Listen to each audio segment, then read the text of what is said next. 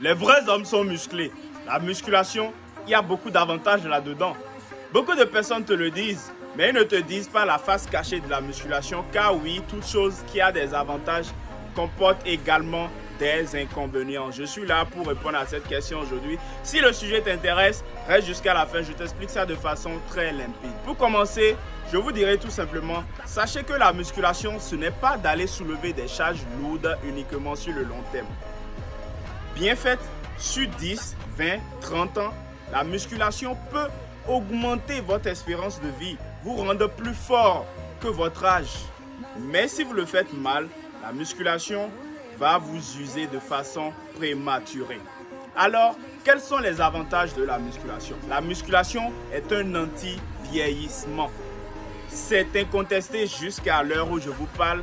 Personne ne peut dire le contraire. Oui, la musculation est un anti-vieillissement très efficace. C'est-à-dire, plus vous vous entraînez et plus vous gardez du muscle sur le long terme, moins vous allez vieillir. Ça peut aller. La musculation permet une protection hormonale. C'est-à-dire, la musculation va maintenir votre taux de testostérone, maintenir votre sensibilité à l'insuline et aussi améliorer votre densité osseuse. Ça peut aller. La musculation vous permet d'avoir un mental très solide. Ça peut aller. C'est-à-dire, plus vous pratiquez de la musculation, plus vous allez développer votre confiance en soi, votre discipline, votre patience, votre sagesse. Sur le long terme, elle va tout simplement forger votre caractère. Et pour conclure avec le dernier avantage, la musculation vous permet d'avoir un corps fonctionnel toujours et en tout temps et en tout lieu.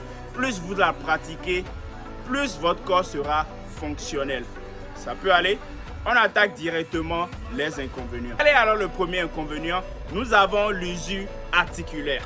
Plus vous prenez des charges lourdes et plus vous avez une mauvaise technique et plus vous avez un ego démesuré, plus vous allez accumuler des dégâts sur le long terme. Comme deuxième inconvénient, nous avons la fatigue nerveuse. Oui, parce que toujours chercher à pousser plus fort, toujours chercher la performance, toujours vouloir être le meilleur, celui qui soulève des charges lourdes, peut parfois vous causer des blessures, la stagnation et pas fini, une perte de motivation. Comme troisième inconvénient, mais qui a l'air d'être banal, c'est la dépendance à la performance.